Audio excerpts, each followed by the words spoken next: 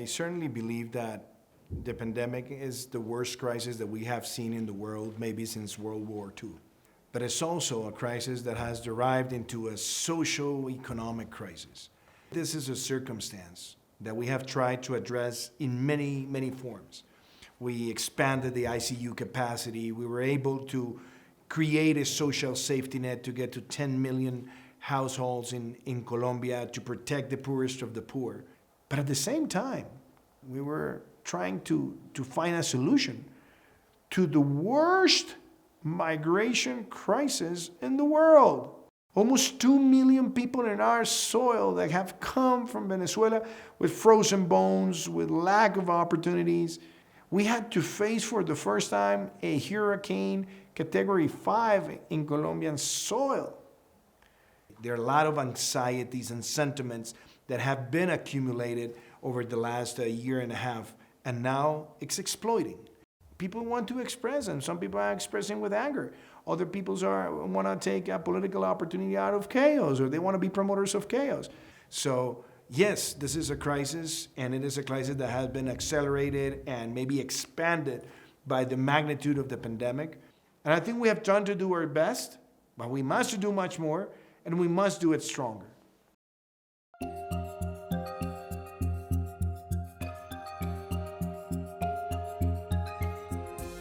I don't think the protests are based on the tax reform. If we may look at how things have been evolving, the national strike was called even before we presented the bill before Congress. The agenda of the promoters of the strike was not dependent on the tax reform.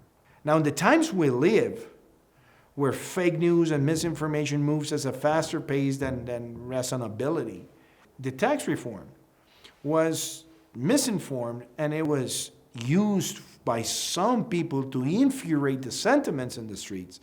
What the reform aimed to do was to provide cash transfers to the 50% of the Colombian population in need. It was conceived as a program so that neither the middle class nor the lowest income families would have to pay a single tax, but on the contrary, they will receive benefits that could have destroyed absolute poverty within a 3-year framework. This was the first program in Colombian history that was going to provide a basic supply of resources to more than 10 million families. And that could have made a big change. If it wasn't because of COVID-19, we would have not been calling for another fiscal reform. The reason why we called for the fiscal reform was to stabilize our finances and be able to provide resources for those social programs and be able to be aggressive in reducing poverty in Colombia. But obviously, there was a lot of misinformation.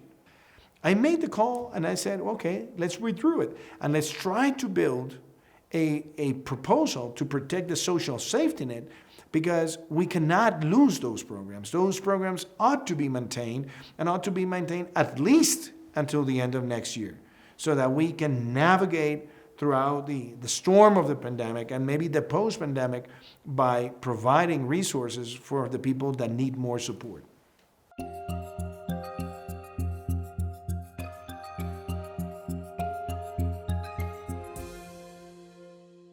This unrest has different phases. It has the genuine phase of those who come to the streets and peacefully protest, and that is a constitutional right that we ensure, that we protect. But there are also acts of vandalism and urban terrorism that we have not only to condemn, but to face with all the capacity of the law and order forces. And there's also the phase of those who want to capitalize politically the generation of chaos.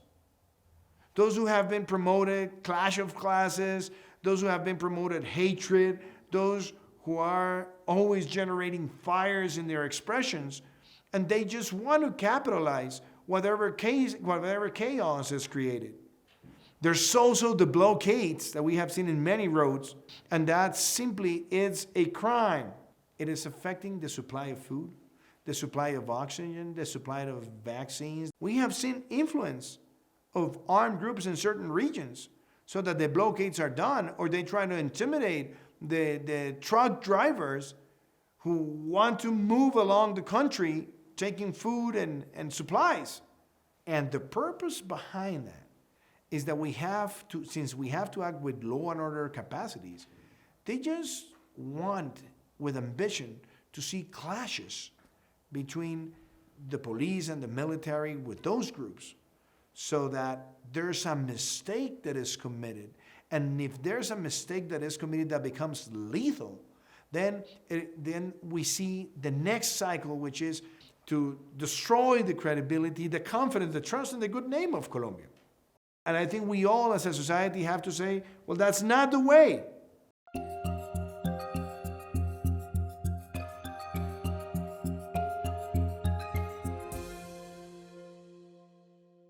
People that have acted with violence, the Attorney General in Colombia has already demonstrated the linkages between those groups with armed groups like the dissidencies of FARC or ELN, you name it. But also the way that fake news has been deployed around the world in social media. You clearly can see the influence of foreign governments that want to destabilize Colombia. There's no doubt.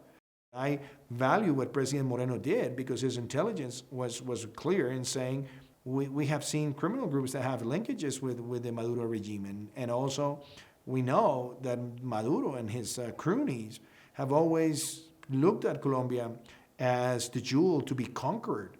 And that's why they want to make an influence in the election for 2022. That's why they want to move resources. That's why they want to provide support to candidates that have a vision that is shared with them.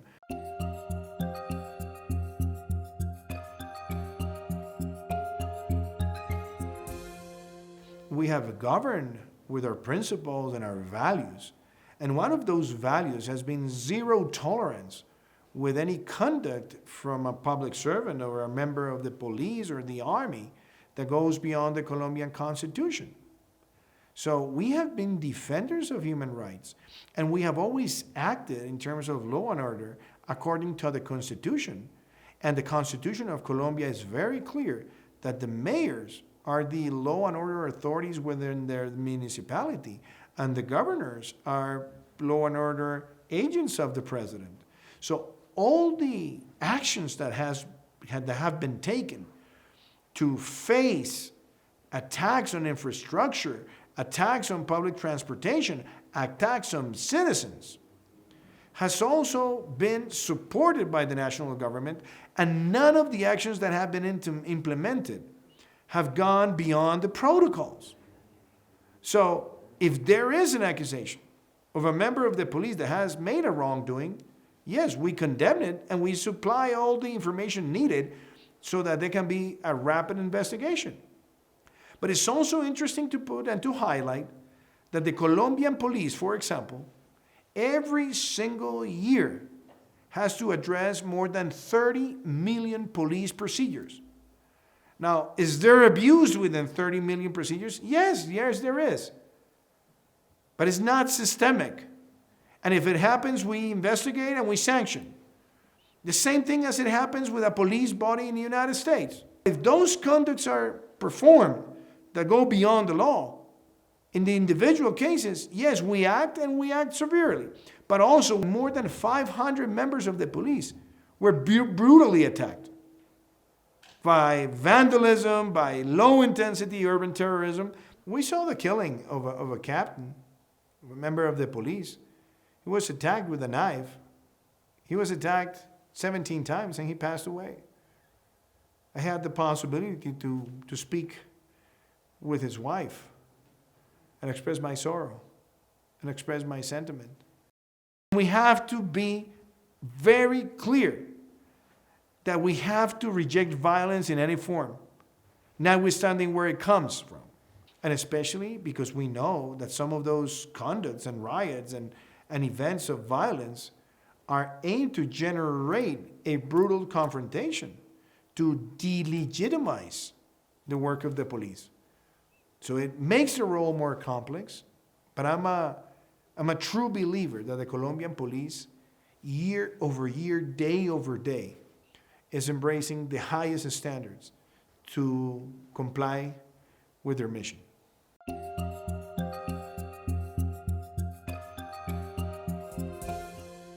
Have violent protesters violated human rights? Of course. I mean, why should someone destroy the public transformation system that benefits the poorest of the poor? Why some people believe that they have to blockade so that they break the supply chain to take food to a municipality or a city? Why they want to prevent all the chemicals that are needed for water provision, water and storage in cities to get to the cities? It's because it's a sabotage operation. That's why we have to say no to every single blockade, because it's an abuse. It's not based on the law, and it is a crime. There's a broad majority of Colombians who wake up every day with the expectation of recovering what they had before the pandemic. People that want to work, people that want to study, people that want to find an opportunity. And the only way that those things can be met is with an economic recovery. The only way that those things can be met is with massive vaccination. The only way that those things can be met is to having normality in the supply chain around the country.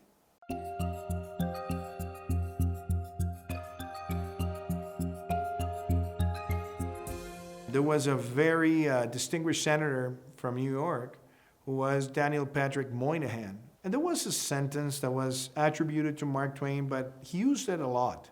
And is that in politics, you're entitled to your own opinions, but not to your own facts. And we are a democratically elected government with the most important turnout in Colombian history, with more than 10 million votes. How do I feel when people say that I'm a right-wing authoritarian president? Is it a right-wing authoritarian regime? A government that provides temporary protection status to more than 1.8 million migrants? While you see in the world how the extreme right uses xenophobic sentiments to refer to migration? How can a government be called authoritarian right-wing? A government that is promoting non-conventional renewable energies like no other time before in Colombia, that is promoting clean transportation, that is protecting the Amazon and the high-altitude ecosystems and the circular economy, that is making the challenge of reducing by 51% our CO2 emissions in 2030 and reaching carbon neutrality by 2050. How can a government that has provided the largest budget for education ever in Colombia and has provided free public university training to the lowest income families and the middle class for free be called a right-wing authoritarian regime? For the first time in Colombian history, we have vice ministers who are openly members of the LGBTI community. And if we connect this, the investment on tertiary roads, land titling, multi-purpose cadastre, protection of minorities, we're an inclusive government. And I have always trusted in the center, and I consider myself an extreme centrist, because it's the way where we have to balance the principles of law and order with the protection of human rights, entrepreneurship with environmental commitment. Those kinds of balances are the balances that can only be made in the center. You can't make those balances if you're in the extreme right or if you're in the extreme left. Those have been my true commitments. We have governed with those principles, and we will continue to embrace those principles.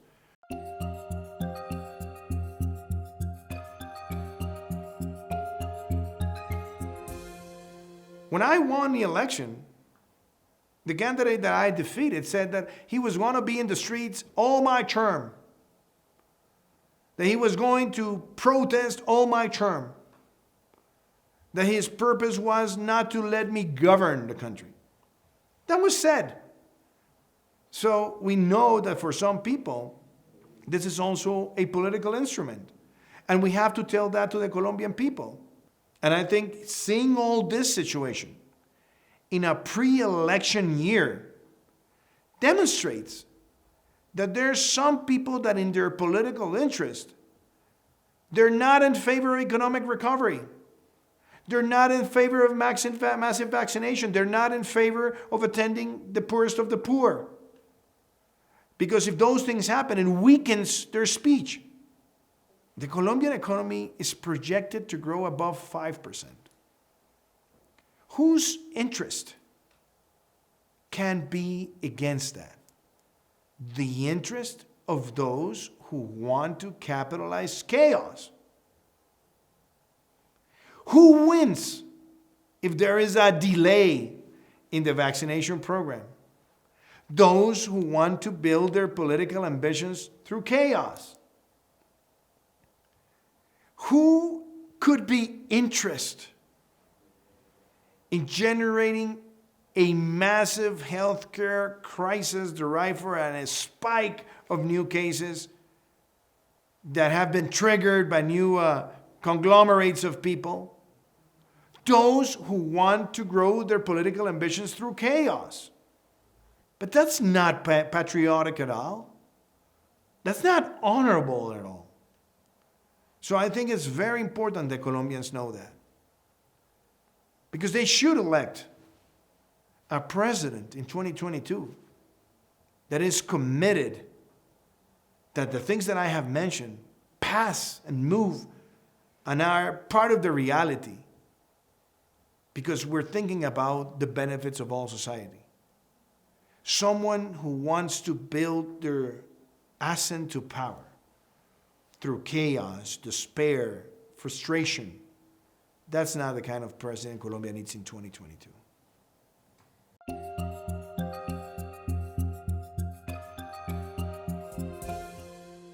When I had my oath of office in August 2018, the economy was growing at 1.7%. By the end of 2019, it was growing 3.4%. We almost doubled the growth. The lowest fiscal deficit in 8 years. And for the first time in a decade, a primarily fiscal surplus. We had the best year in tourism. We had industrial growth. We had foreign direct investment coming with enthusiasm to Colombia. We were increasing formal jobs. And all those things were giving us the right motivation so that 2020 could have been a year that we could have grown above 5%. But then the pandemic came. And obviously we had an increase in the deficit, increase in debt. We had a reduction in GDP growth. We had to make all the social safety net programs. And obviously we're now seeing some of the consequences, the social consequences of the effects of the pandemic. The most challenging thing today is that recovery has started. The recession is over. We had negative growth in the second trimester 2020. We had negative growth on the third trimester 2020. We had negative growth on the fourth trimester of 2020.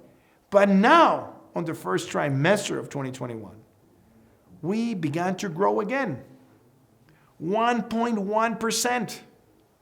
And this is a demonstration of how resilient we are. We have now the possibility to grow in 2021 above 5%. I think we were very close to get to pre-pandemic unemployment levels. And if we get to move on growth and vaccination and at the same time open opportunities for the poorest of the poor, I think we can end 2021 with a Colombia based on a positive sentiment. It's going to be complicated in a sense that we know that we have to address social unrest, but at the same time we have to be tough on those who have acted with criminality.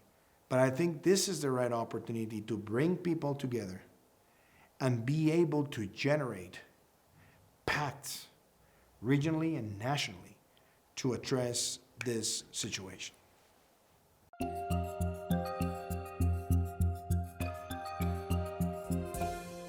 In the times we live, fake news and misinformation moves at the speed of light, while reasonable sentiments and explanations and pedagogy moves in horse. And that is something that is going to make democracy more complicated around the world, because you need to adapt reason, facts, and the possibility of building consensus at the same rapidness, velocity as fake news moves. We must act together and build together a nation that can put an end to polarization. But the issue is, polarization is not just in Colombia.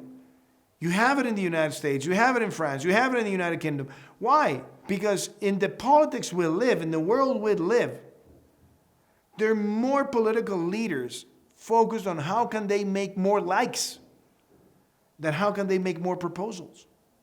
How can they be more flashy than being more practical or reasonable? Those are the challenges that we have now, not only in Colombia, but in the world politics. We have to move faster on the arguments than the fake news does in social media. To put an end to polarization, we need to go back and build the idea of having the sentiment or the ambition for greatness and not just the ambition for popularity.